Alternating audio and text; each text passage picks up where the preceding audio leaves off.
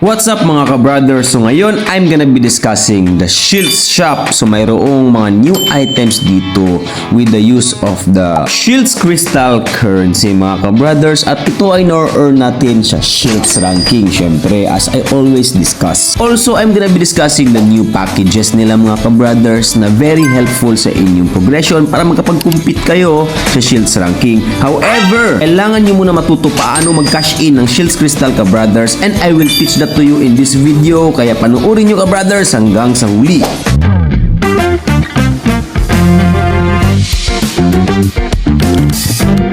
I-click mo lang ka-brothers ang shop na yan ka-brothers, makikita mo yung mga new updates nila, at i-click mo yung support product ka-brothers para mapuntahan mo yung Shields Crystal shop.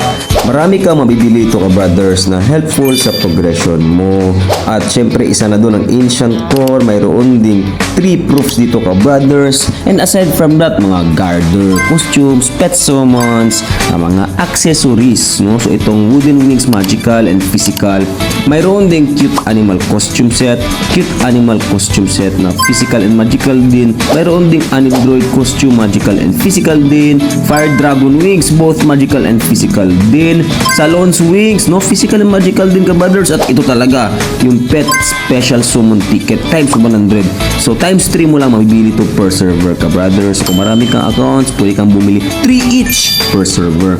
At syempre ka-brothers, mayroon din itong costume, hindi mapapahuli yan sa pet ka-brothers. At syempre mga Shields Defense Force na green. Marami ka talaga mabibili ito ka-brothers, kaya pumili ka na dyan kung ano ang kailangan mo para sa character mo. Dito naman sa recommended ka-brothers ay mayroon sila mga new packages, itong Equipment Safety Pack, Accessory Safety Pack, Costume Safety Pack, Upard Safety Pack, and the like. So nakikita nyo ka-brothers, 11 days left, kaya time limited itong mga items na ito. Mayroon din mga Arcane Stone Starter Pack, no, yung latest update nila in the recent videos ko, and mayroon ding Ruby Package. So magagamit mo talaga itong ka-brothers sa progressions nyo. Pero bago ka makakabili doon ka-brothers sa Shields Crystal Shop, kailangan mo ng Shields Crystal.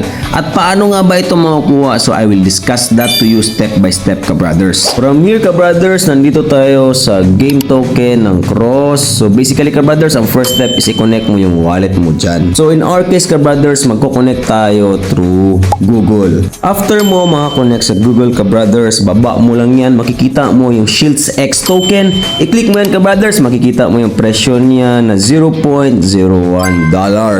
So basically ka-brothers, each Shields X mag-cost ng 0.01, and yung Shields X na yan, pwede mo yung i-assemble. I mean, disassemble yan ka-brothers pag mag-cash in ka sa game.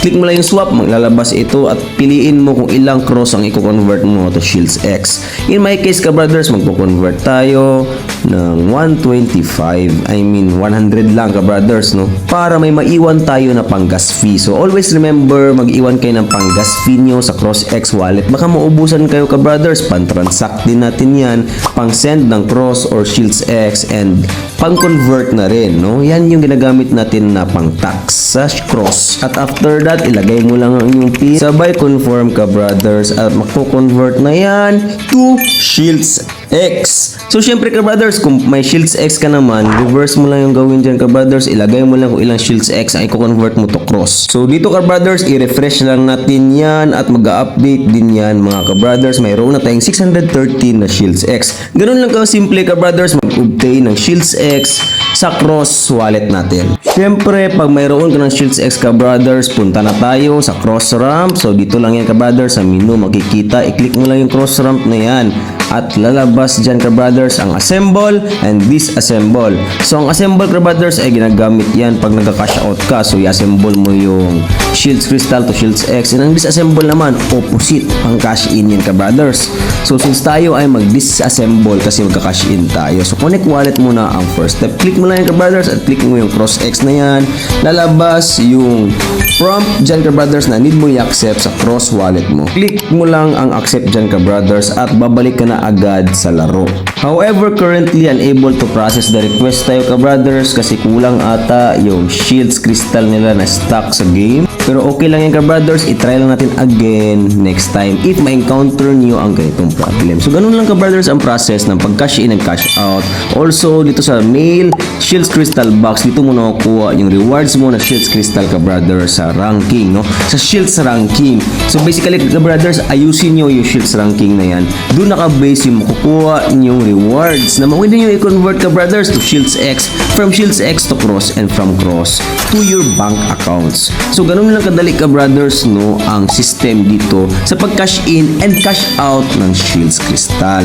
This is what makes this game a play to earn game ka brothers under the Cross blockchain. So it is very nice ka brothers, no, because you are just playing, naglalaro lang tayo dito and kumikita tayo. So kung i-check natin yung shop ka brothers at yung support product and Shields Crystal shop, dyan pwede mo nang gamitin yung Shields Crystal mo na na-convert mo para bumili ng mga items dyan sa Shields Crystal shop. So ngayon ka brothers ay magpupull tayo ka brothers, kasi yan naman yung bibili natin dun sa Shields Crystal shop. Yung mga pulls ka brothers, no, very important yan.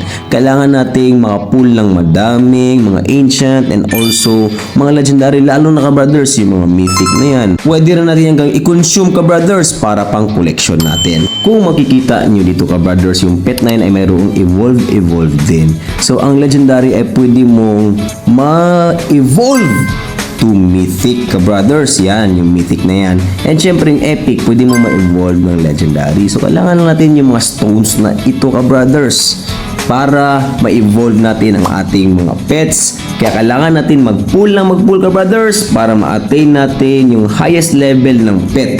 So yun lang ka brothers para sa guide na ito. Sana may natutunan kayo ka brothers, and don't forget to like, comment, and subscribe ka brothers para masagot natin ang katanungan nyo. Maraming salamat sa panonood at suporta.